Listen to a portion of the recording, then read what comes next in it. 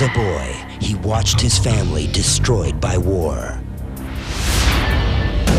As a man, he became a member of his military's secret service. Now he's been sent to America to track down an international weapons cartel, haunted by memory, driven by rage. Killed your father, man. He's a trained assassin who's uncovered a deadly conspiracy that's about to become his personal target for revenge.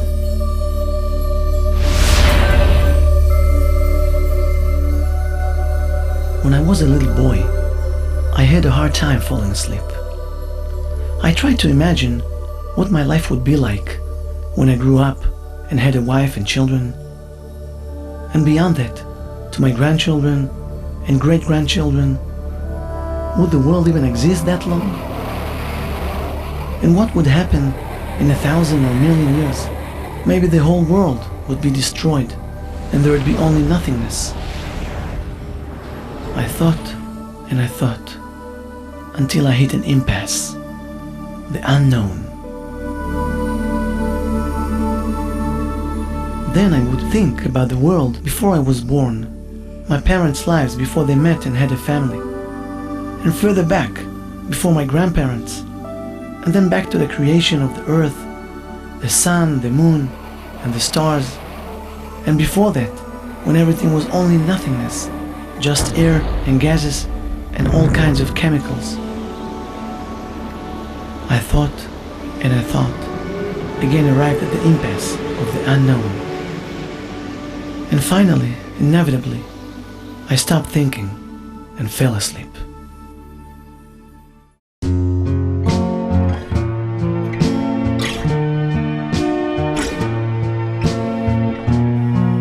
I grew up in a warm, traditional family. Aside from deep thoughts about the universe, I didn't have any special fears or worries.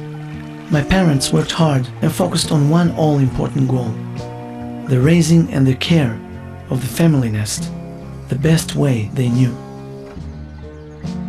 Life was simple and straightforward, like nature, which interested me more than anything else. The beach, the crashing waves, the rain, and the puddles I loved to jump in. I loved spending time with my grandfather, who, although he had become blind at a young age, was always happy with what he had, didn't complain, and put his trust in God. I liked listening to his stories about the old times, each with a clear moral lesson. Be good to others, fight for justice, and always trust God. For me, God existed, but very vaguely. A kind of a father who lived up in heaven, perhaps, far and unreachable. But to my grandfather, God was real and tangible. Someone he prayed to, praised and thanked for everything in his life.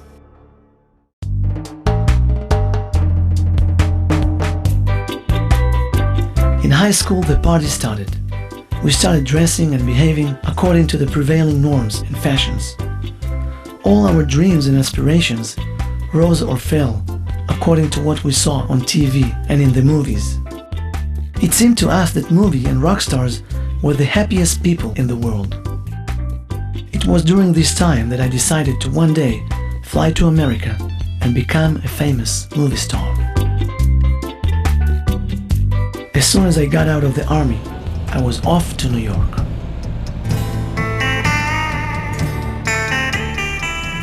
New York was invigorating, the hub of the universe, the land of unlimited opportunity that makes you feel small and insignificant and big and powerful at the same time. It's impossible to shake the feeling that you're living in a 24-hour movie, except for one small difference. In the movies, the screenplay writer always makes sure the ending is good.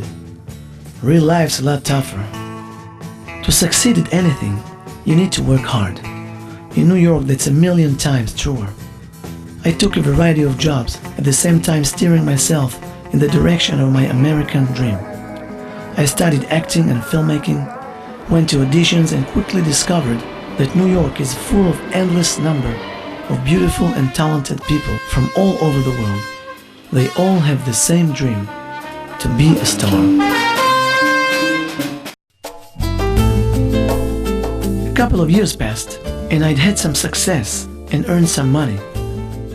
I bought a nice American car, partied, ate out, and lived in a fancy building with a doorman. In short, my dream was coming true. But the reality was not that rosy. I began observing my surroundings with greater attention and realized that all these people, or at least most of them, weren't happy. The opposite was true. They had this constant need to go on vacation, to relax, to get out and party. If someone's happy, why would they have this never-ending need? What I wanted, what we all wanted, was to be really living and enjoying our life, all the time, not just occasionally.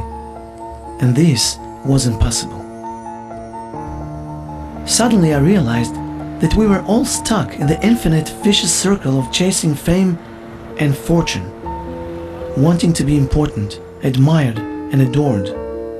But truth is, we were all very lonely, myself included.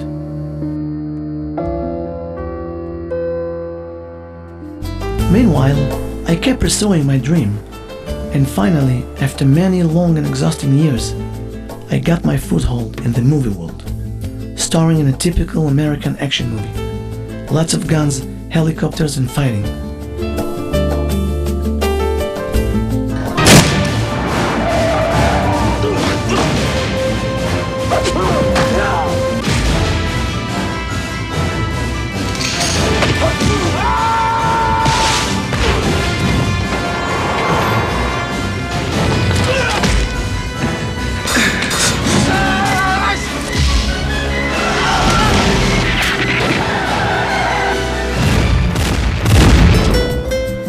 And I received an invitation to a film festival in Hollywood.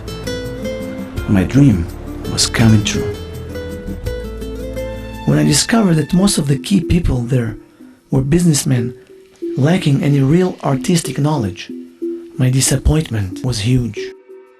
The people deciding which movies show in Israel, England, France, the whole world, don't consider the influence the movies have on the education of the viewers or the substance of the plot. What's important to them is which star they can get for the movie and how many violent scenes there will be. In short, how much money the movie can make. As always, money and only money is the name of the game. These were the people who molded the dreams of my youth. These are the people who mold the dreams of millions all over the world. So I'd had a dream. I wanted to be like all these famous people, except I forgot to check out whether it was worth being like them. Were they really as happy as they always looked on TV or in the papers? Or were these just the smiles they kept for the photographers and their fans, for us?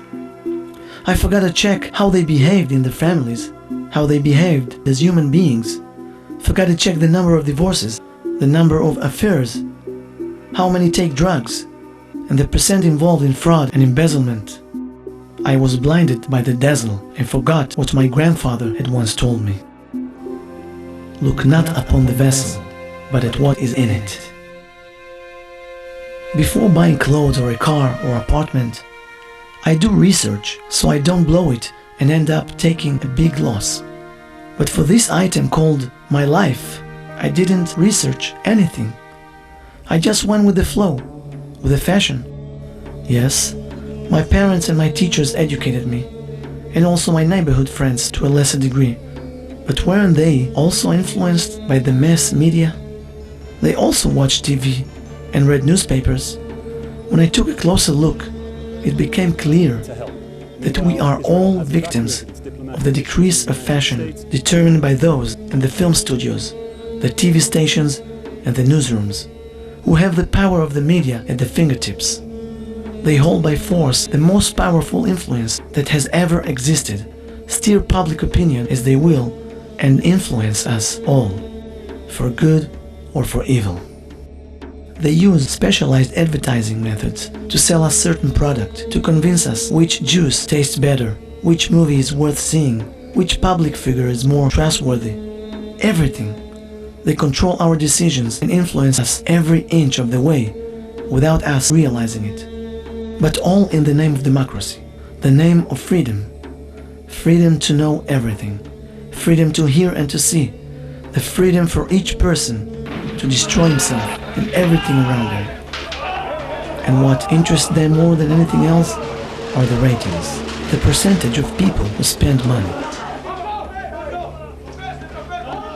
This realization hit me like a bomb during that film festival. The thoughts raced through my mind like a flash. I felt ashamed, but above all, I felt an overwhelming sorrow. Sorrow for all those who had, like me, been deceived. Sorrow for all those young people in New York, Tel Aviv, London or Moscow who are learning from people with no moral limits or breaks, who through the media are influencing our lives. It's no wonder that we've become constantly craving profit and reward. It's no wonder the world's crime rates are consistently rising. Due to the vast number of shocking news stories, we've become used to hearing things that a generation ago would have heard about once a year. Robberies, murders, suicides, divorces, destroyed families, children growing up without love, family values or morals.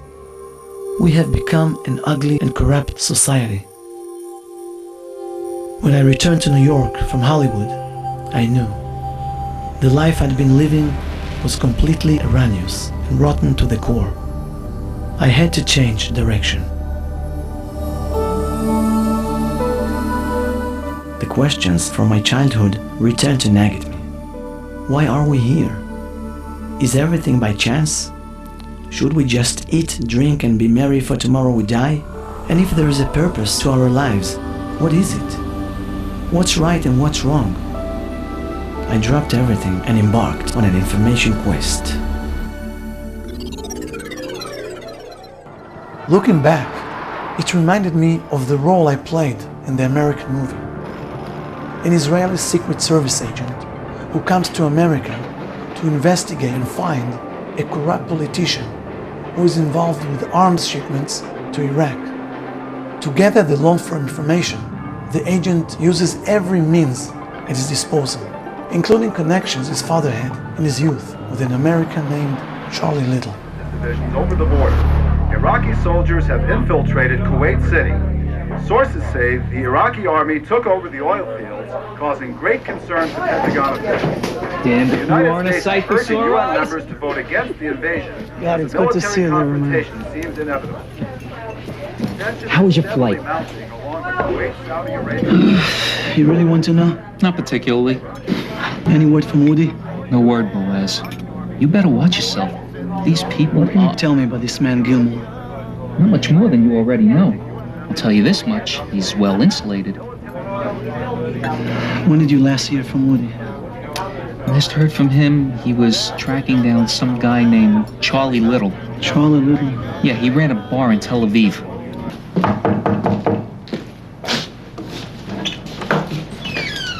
Excuse me, are you Charlie Little? What do you want? I'm Boaz Golan. You knew my father, David Golan? David Golan? Wasn't he a friend of yours in Israel, in Tel Aviv? Israeli, I should have recognized the smell. Shut up, Tanisha. Now, I stood before my personal search campaign, much more realistic and much more critical than in the movie. A journey that I knew by the end of which I would most likely have to change my way of life. But I was not afraid at all. Just as I was not afraid in New York, with all the obstacles and multiple hardships that all actors face on their journey to fame. And now, I was determined to find out what my purpose of life is, no matter what.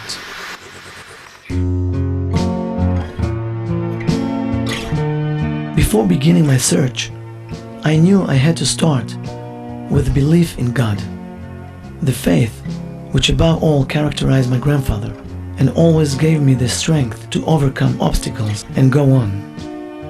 Everyone, knowingly or unknowingly, no matter who they are, turns to God in times of trouble. Even the top doctors sometimes throw up their hands and say, "Only God can help now." This then was my starting point. Is there a God who created the whole world as it says in the Torah? And if so, for what purpose did He create us? When we see a cup, we understand that someone made it. The cup didn't suddenly create itself. If a space mission from Earth arrived on some planet far away and found a CD player, no one would claim that it must simply have come into being by itself. Every scientist would see it as evidence of civilization. Something or someone on that planet created that machine, and the search would begin. Who and where is the creator?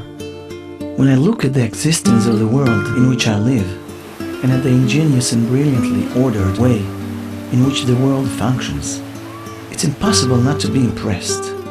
Whoever created this world must be very sophisticated. How could it even enter my mind that this was all the result of an explosion? Explosions destroy things. They don't create them so perfectly. A good friend of mine took me to a meeting with a world-renowned specialist who was visiting New Jersey. I will never forget that meeting and the vast amount of knowledge that I gained about the workings of the human body. The brain is made up of thousands of millions of nerve cells. Every cell has between 10,000 and 100,000 nerves making contact with all the cells in the brain, exactly like telephone and electrical wires that conduct information back and forth non-stop without mistakes. The overall number of connection wires like these in the brain is about 10 to 15th power. Imagine all the phone and cable companies in the world within the brain of one person, functioning beautifully without problems. How could I possibly think that this came about on its own? Under a sophisticated microscope, I saw a living cell whose size was something between 100th of a thousandth of a millimeter. It struck me dumb. A typical human cell contains tens of trillions of atoms, yet, with all our scientific advancements, we still haven't come close to understanding a single cell, not to mention its creation. In the world of science, everyone agrees that one cell is many times more complex than the world's most advanced computer.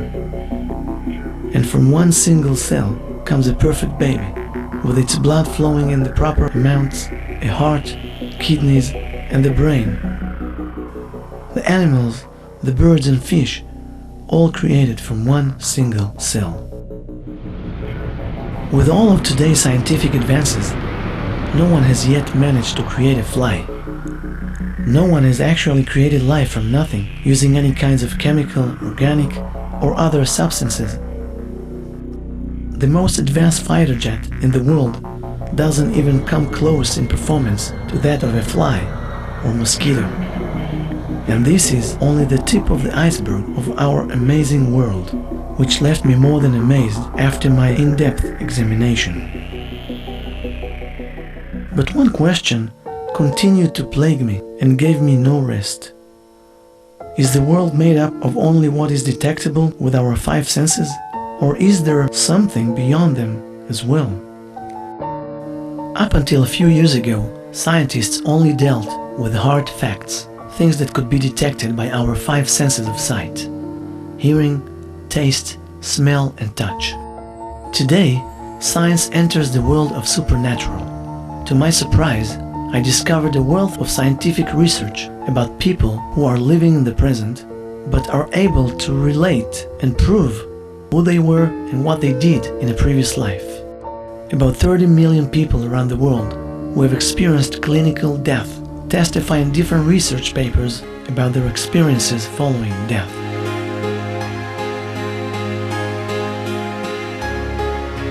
ממש יצרנו קשר נפשי איתו, זאת אומרת, הוא היה קורא לנו להגיע לסיאנס, זה נערך אצלי בבית, ולא היה לי טלפון, והוא סיכם איתנו שהוא ייצור איזה מין סחרחורת קלה לכל האנשים, היינו משהו כמו 8, כדי לזמן את כולם באותו ערב לבוא לסיאנס. התחלתי לראות מה שמתרחש מסביבי, אבל כאילו אני צף מעל.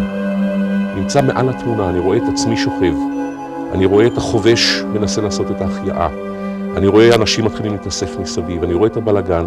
אני חושבת לעצמי כמה מוזר שאני רואה את הגוף שלי, כלומר אני לא בתוך הגוף, כי אני הייתי, אף פעם לא חשבתי שהגוף ואני זה משהו נפרד. בקצה של החושך ראיתי אור. זה היה כמו מנהרה כזאת, ואז הרגשתי שאני נמשכת בכוח מאוד מאוד חזק אל האור, כלומר אני נוסעת במהירות גדולה אל האור, ואחרי כמה רגעים שוב מצאתי את עצמי בתוך האור. ברגע שהגעתי לתוך האור, ראיתי והבנתי שזה לא רק אור, אלא זאת מציאות שלמה, זו הוויה שלמה. פתאום הרגשתי שאני רואה את מה שאף פעם לא האמנתי שבכלל יכול לקרות, קרה או עשוי לקרות, ושלרגע באמת ראיתי תמונות של ההיסטוריה של החיים שלי עד גיל 21, רצות, מהר, באמת דומה לסרט, בצבעים מאוד חיים, וככה זה נמשך, וזה היה מדהים. בתוך הסרט הזה יש כל החיים שלי, מהיום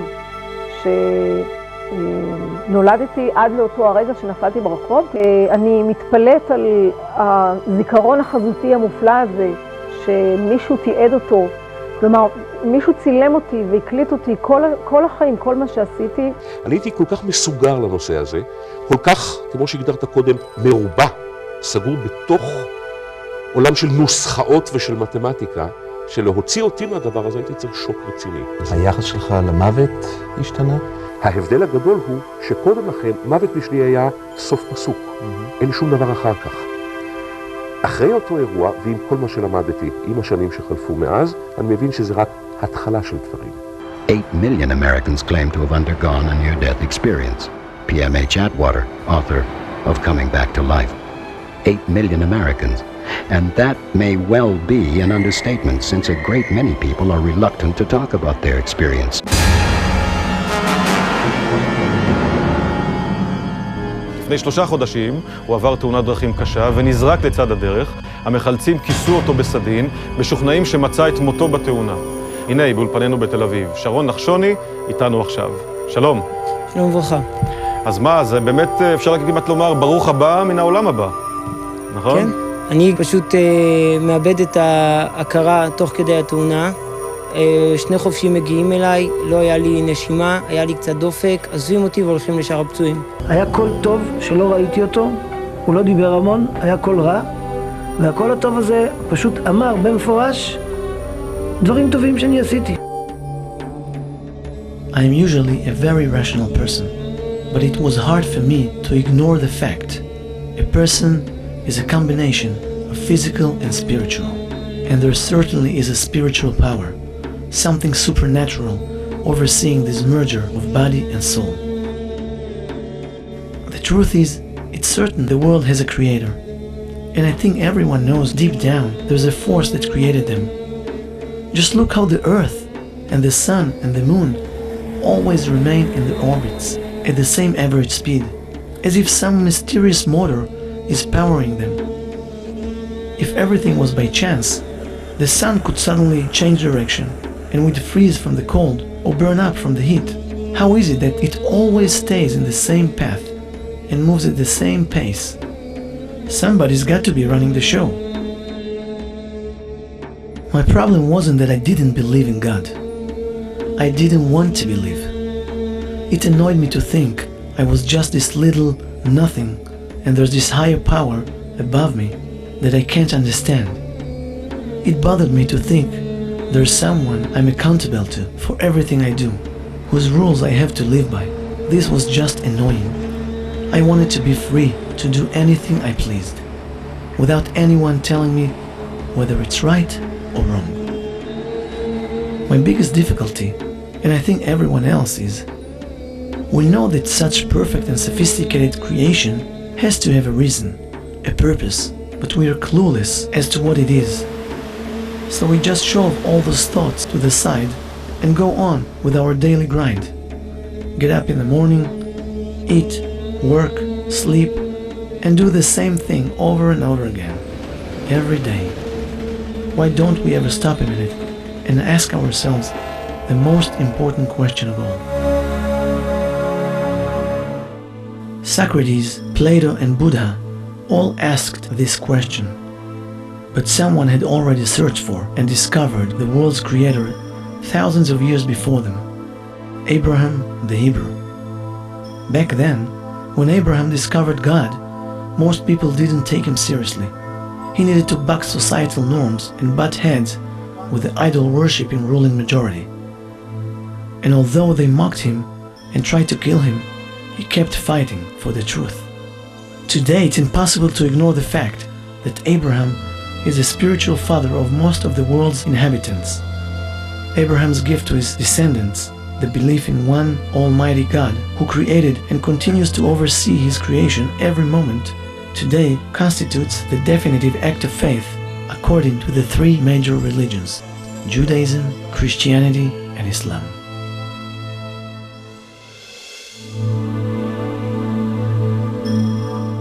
From elementary school on, I always loved Bible class because the stories and the moral lessons we learned from them were so gripping. But I never thought of the Bible stories as having really happened. They seemed like legends, that's all. One of the necessary steps in my journey, therefore, was to delve into the holy books of the Jewish people, the Bible, the Talmud, the Zohar, and others. To my amazement, I discovered an inexhaustible treasure trove of fantastic and irrefutable scientific evidence that, despite the passage of time, only made stronger the claim that the Torah and Judaism were not merely another man-made religion, but indeed divine.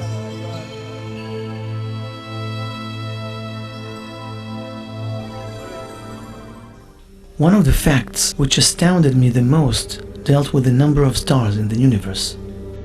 Until approximately 400 years ago, it was almost universally believed that the number of stars in the universe was around 6,000, because that was the number visible to the naked eye. In 1609, Galileo, using the first telescope he discovered, saw that there were a lot more stars in space. And with each successive technological advance since, scientists have discovered more stars, until at last the US succeeded in placing a giant telescope in space, and with it arrived at an unimaginable number of a 1 followed by 18 or 19 zeros. The Talmud, written by the sages of Israel 1600 years ago, tells us something astounding. In Tractate Berachot, page 32, we find a detailed explanation of the structure of the heavens, which are divided into different galaxies. It then concludes by stating that the total number of stars in the universe, as revealed to the nation of Israel 3,300 years ago, is a little more than 1 and 18 zeros. This is almost exactly the same number arrived at by science today with all its modern technology. Unbelievable. Another discovery, no less fascinating, was the length of the lunar cycle.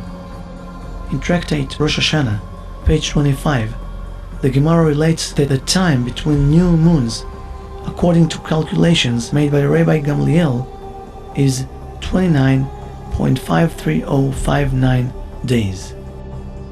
Thousands of years later, after they had landed on the moon and were able to carry out exact calculations and measurements, NASA's chief scientist published the results, stating that the time of the lunar cycle is 29.530588 days. A more advanced research done in Berlin came up with a result of 29.530589. That's a 1/10,000th of a second difference between science and Rabbi Gamliel, the leader of the Jewish people 2,000 years ago, who testified that this information came to him in a direct line of transmission back to Moses, who received it from the Almighty himself. My source for many more scientific discoveries was the Zohar, written by Rabbi Shimon Bar Yochai about 1800 years ago, while hiding in a cave from the Romans, and upon which all Kabbalah is based. The Zohar tells us that Earth is round and revolves on its axis, something proven by Columbus only 500 years ago. that there is a magnetic force which makes it possible for people to walk around on all sides of the earth. That there are 7 continents, including North America. That the weather in different parts of the world has an effect on the outer appearance of the people who live there.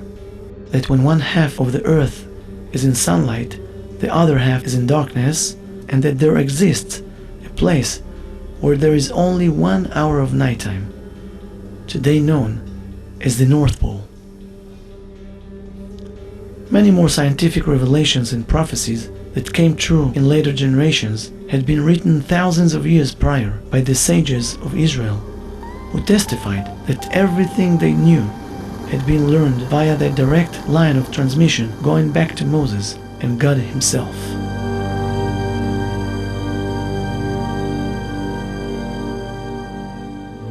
Since I always had a strong love for the land of Israel and its history, I was pleased to discover that there are many archaeological finds that support and prove everything written in the Bible.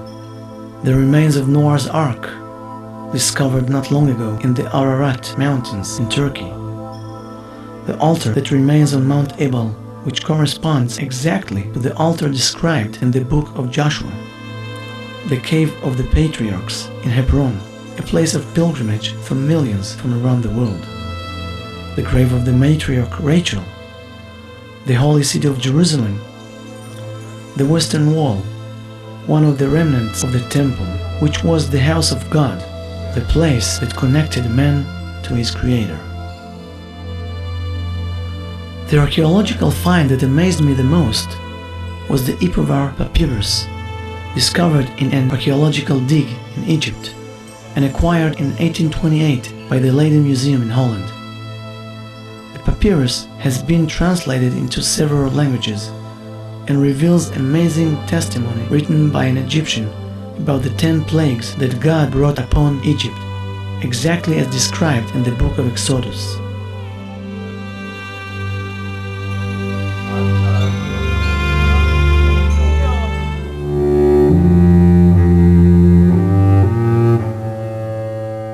What surprised me the most were the discovery of hidden codes in the Bible. A research team headed by the well-known mathematician Professor Eliyahu Rips of the Math Institute of the Hebrew University typed the Torah into a computer with no spaces. They then programmed skips at equal interval between letters and found names and words connected to different historical events. The chances of randomly finding numbers of words corresponding to the same subject in the same section with the smallest skip intervals are nil. The research by Professor Rips proves that in the Torah it is very possible.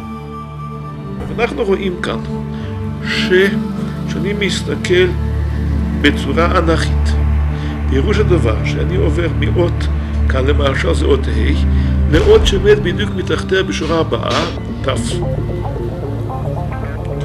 עכשיו, מכיוון שאורך השורה הוא 36 אותיות, לכן כשאנחנו סופרים בתורה 36 אותיות, זה בדיוק מביא אותנו לת' שעומדת מתחתיה.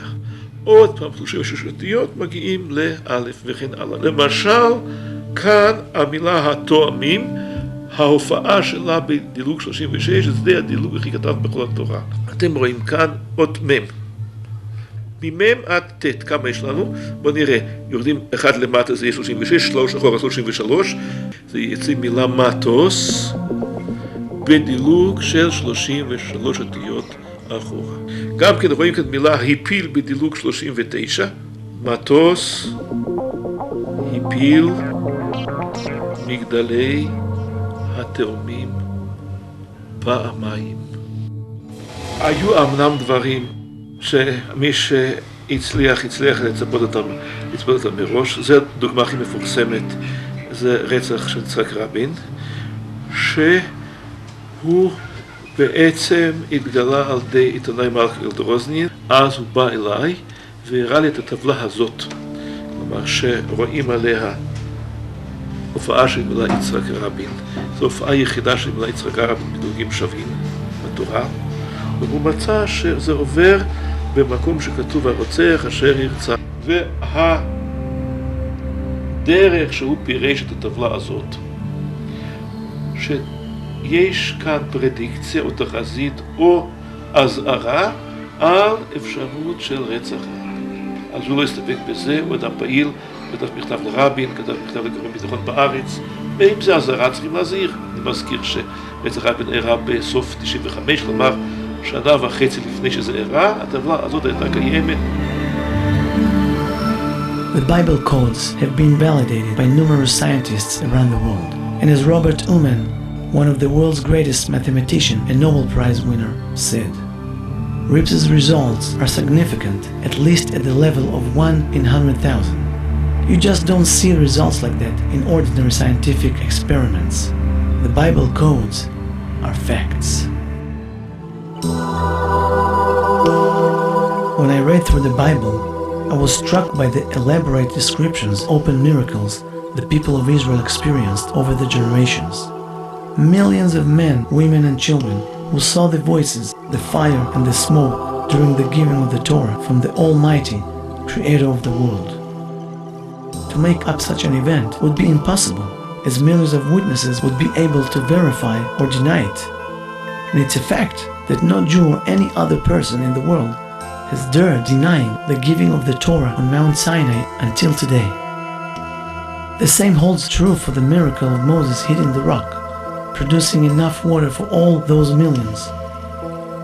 For the manna, the food that fell from the sky for 40 years in the desert, for the earth swallowing Korach and his followers, and many other open miracles that took place in front of all Israel. Miracles take place even today, but we tend to be so intent on the pursuit of our personal desires that we fail to notice them. 1967, the Six-Day War. I was still a playful little boy running around the empty streets of Tel Aviv. The situation in Israel was so frightening that people were preparing to leave the country. Everyone was certain that the Arab armies would throw us into the sea. The mighty armies of Egypt, Jordan, Syria, Lebanon, Iraq, Saudi Arabia, and Morocco had joined forces against the young army of tiny Israel, the country created only a short time before, following the Holocaust that wiped out more than a third of world's Jews. Within 6 days, all the Arab armies had been defeated, and not merely defeated, but they had also suffered significant territorial loss. In 6 days, an absolute open miracle.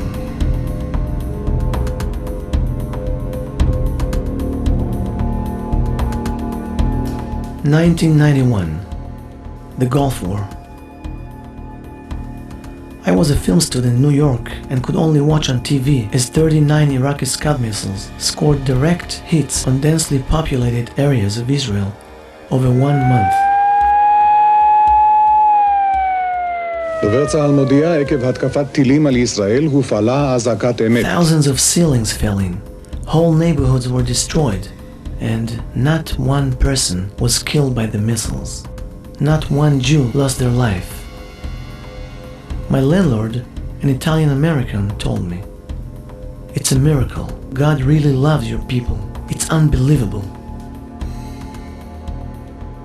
And to put in perspective this miracle's magnitude, a single Scud missile fell on a US Army camp in Saudi Arabia near the end of the war, killing 12 soldiers and wounding tens of others badly.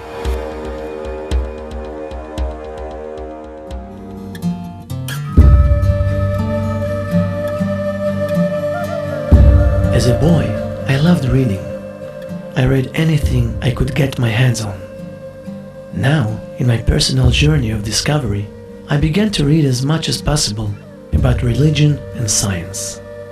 To my surprise, the only book that throughout history had dared to publish significant prophecies was the Bible. For more than 1,000 years, the prophets of Israel delivered prophecies which, though at the time defied all common sense and logic, have all come true. מהי בעצם נבואה?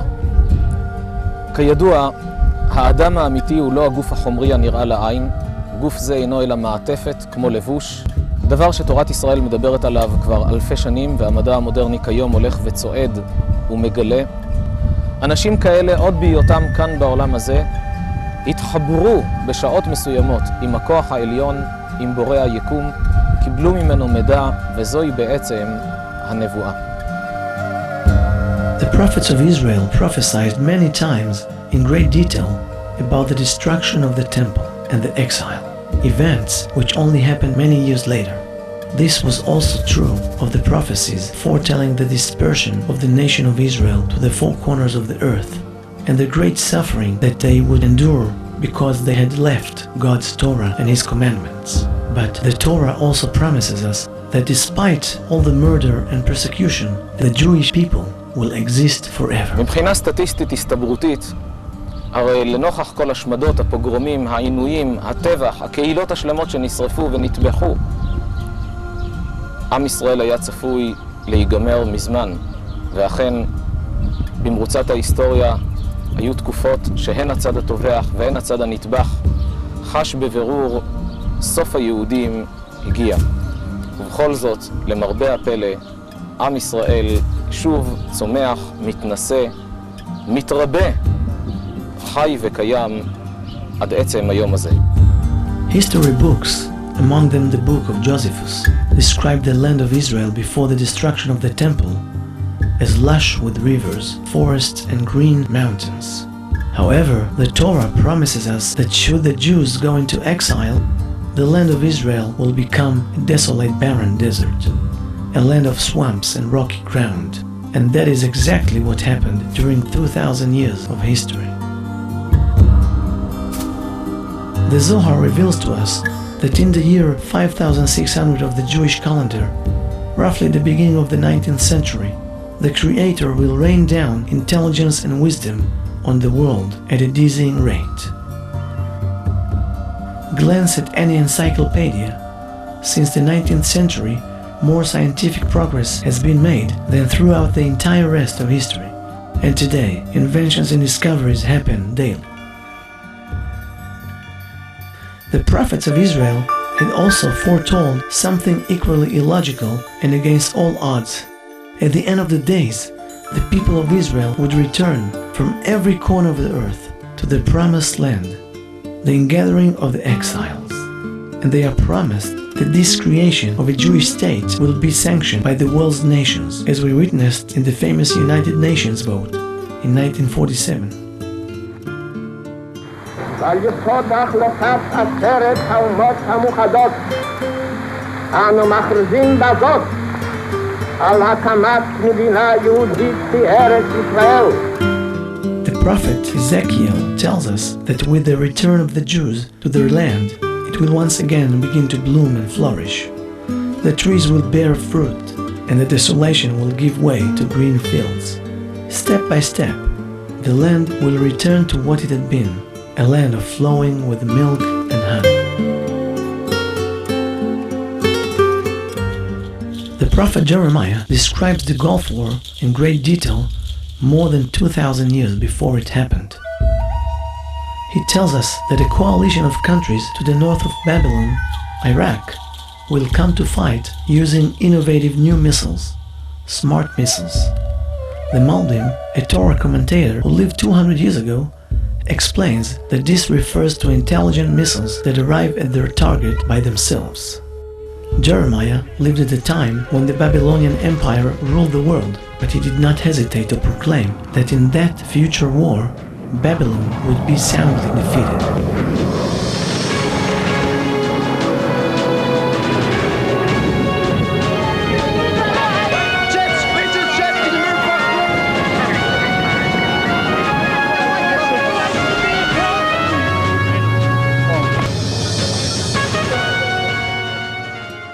The Bible promises us that after Israel's return to its land, there will begin an era of return to the commandments of the Torah.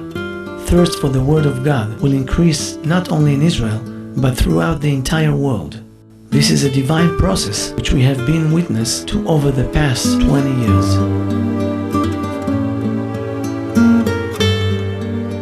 There's an important principle in Judaism. Where a person really wants to go, That's where heaven will lead him. You want to be in a movie? You'll be in a movie. You want money? You'll get money. You want the truth? You'll get the help of heaven in finding ultimate truth. And that's what I experienced during my searching. I ended up at all kinds of fascinating lectures, meeting deep spiritual people who, like me, wanted to discover their purpose and how to live their lives in a more moral, ethical, and better way.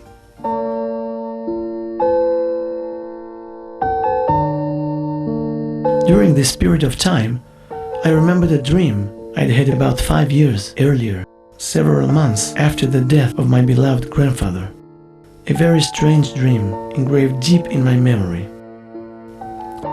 I saw my grandfather sitting as usual in the yard next to the tree, sitting and praying. I approached him slowly, and suddenly he looked up at me with a frightening look and said, "Prepare for the end." And I walked with a start. At the time, I was an NYU film student, a graduate of acting school, and busy with auditions and my dreams of Hollywood. Although the dream had been very real, I hadn't understood what he wanted from me and pushed it away as though it had never happened. And now I understood. I understood it all. What had happened in the last century is not just coincidental. The world is in turmoil. Wars, Holocaust, Jews returning to Israel, worldwide terror, natural disasters, crime, and moral deterioration on a scale the world had never seen before. The world is terrified of the unknown. And now I understood my grandfather's message in that dream, as the sages of Israel had prophesied thousands of years ago. We are standing right at the very end.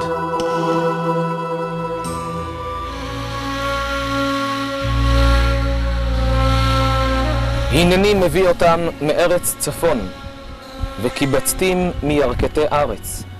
בם עיוור ופיסח, הרה ויולדת יחדיו. האלוקים מתחייב שיום יבוא והוא יקבץ את עם ישראל מהמקומות הנידחים ביותר בעולם.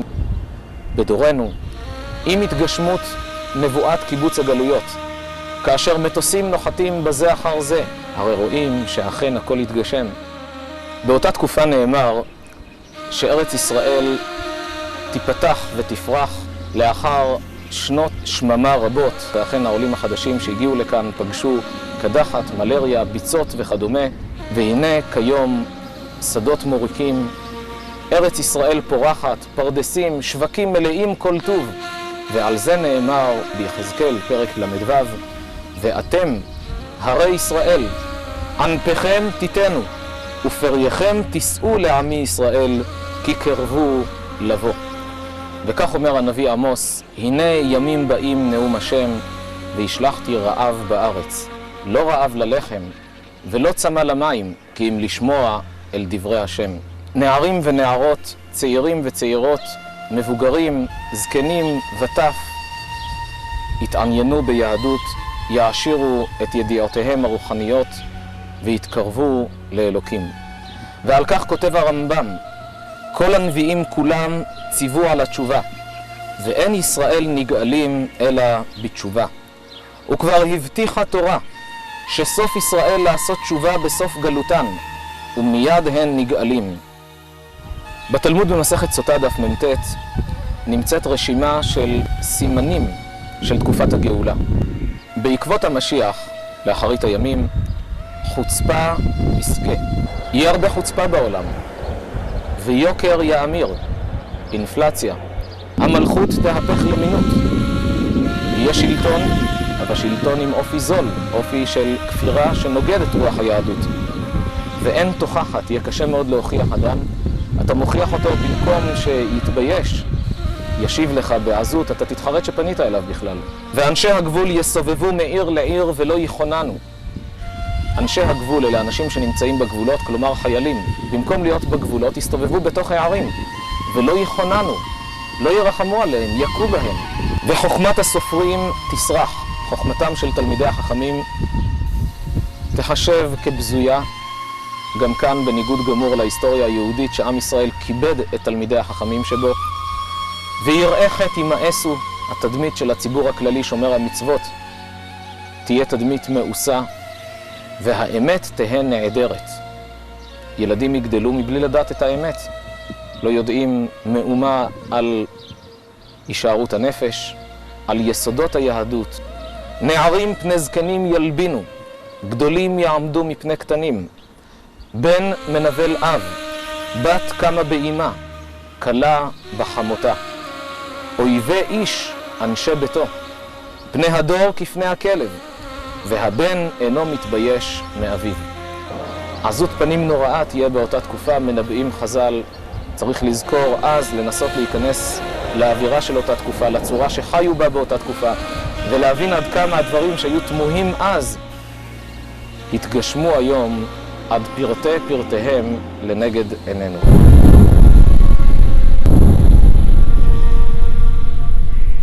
וכך אומר הנביא יחזקאל, ויהי דבר השם אלי לאמור, בן אדם, שים פניך אל גוג, ארץ המגוג, נשיא, ראש משך ותובל, והינבא עליו. ממשיך הפסוק ואומר, מימים רבים תיפקד. באחרית השנים תבוא אל ארץ משובבת מחרב, מימים רבים בעוד הרבה זמן. באחרית השנים סמוך לקץ, זה הזמן שלפני הופעת המלך המשיח. תבוא אל ארץ משובבת מחרב, ארץ שהיו בה הרבה מלחמות, מקובצת מעמים רבים, לאחר שהתקבצו אליה מהרבה עמים. על הרי ישראל אשר היו לחורבה תמיד, היו לחורבה, ובשעה שתבוא כבר לא יהיו חורבה. פריחת ארץ ישראל, קיבוץ גלויות, זה הזמן של מלחמת גוג ומגוג.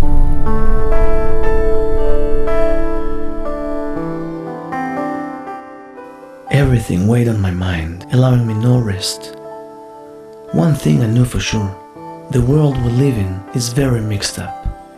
We find ourselves chasing after nonsense and trifles, forgetting that we have a Father in heaven who worries about us, who directs and supervises everything in our lives.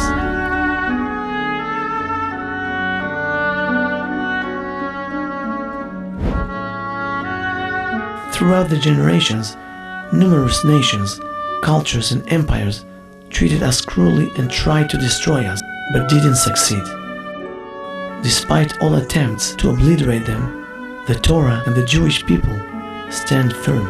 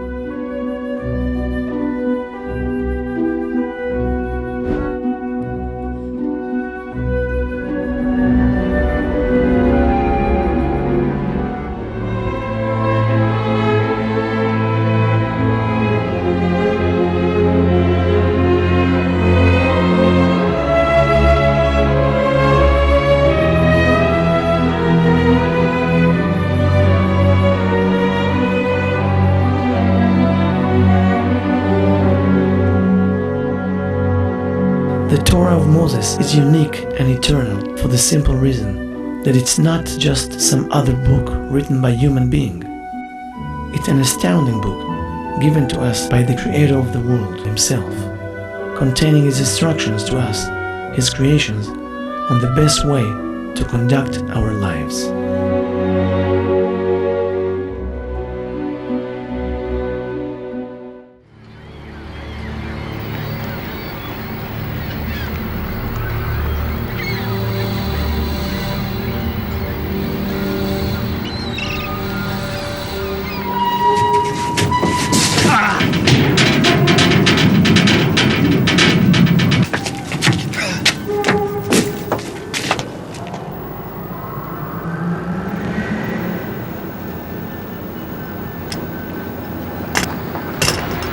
Please don't kill me. From the bottom of my heart, I'm begging you, please. Please don't kill me. Did my father say, please don't kill me? Did my mother say, please?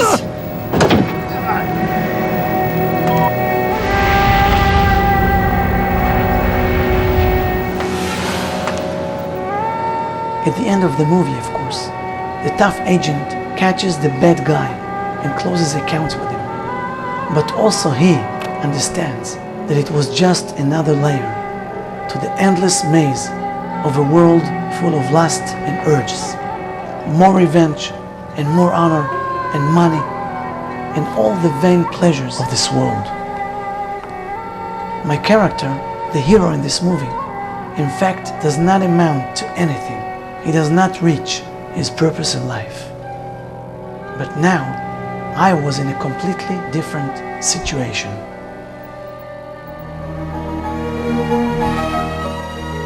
The conclusion for me was clear.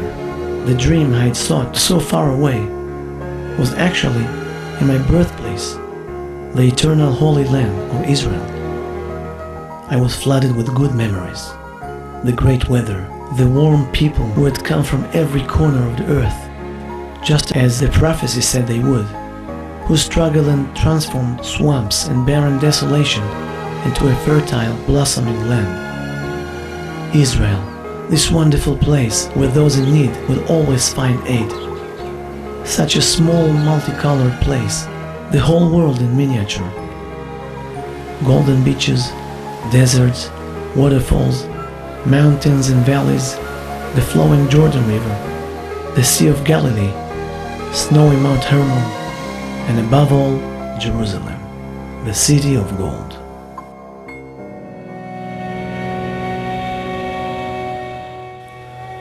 My return flight was more emotional than ever. Even at the airport, it was impossible not to feel the overwhelming warmth of what's really one big family. But while I'd been away in exile, the whole country had changed. Simple roads paved into huge concrete highways. Modesty and simplicity had become towering office buildings, expensive sports cars, and glitzy malls. The land of Israel, like the rest of the world, had overwhelmingly adopted the American way. But the seeds of disaster had been sown along with the modernization. Divorce and crime rates are up. Violence and drugs have reached gigantic proportions. And as one who is looking from outside in, it's hard to escape the impression that the people here are also part of the global race for honor, lust, and money, living lives devoid of any real purpose, meaning, or goals. The land of Israel, my country, my birthplace, has fallen prey to the false American dream.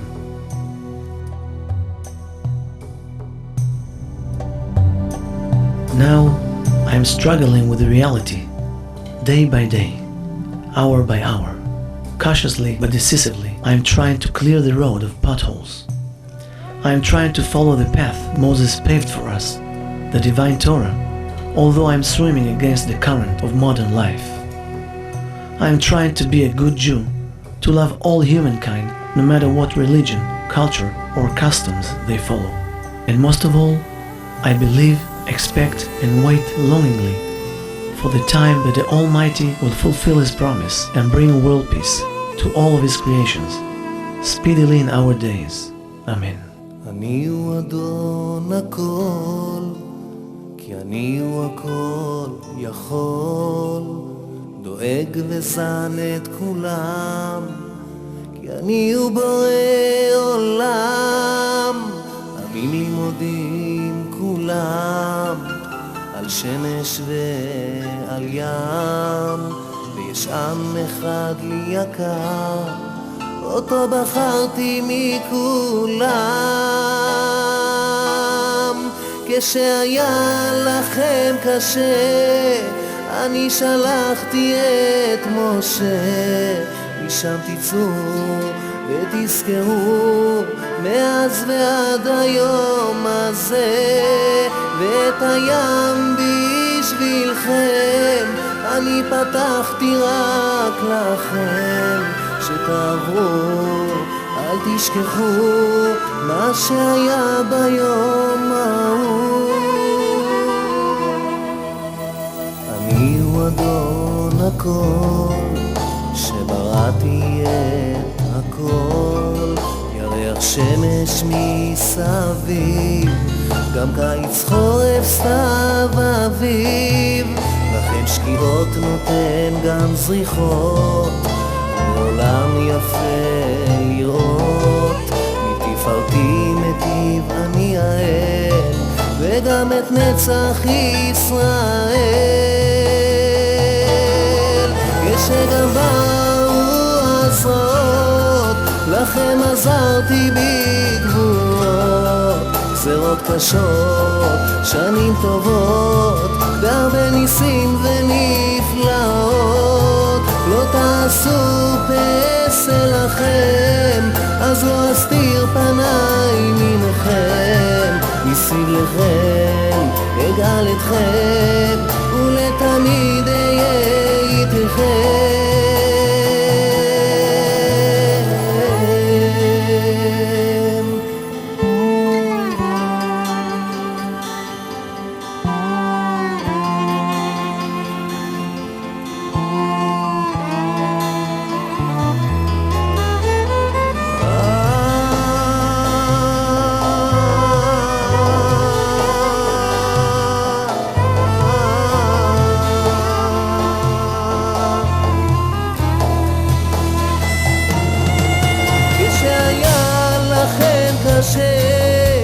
אני שלחתי את משה,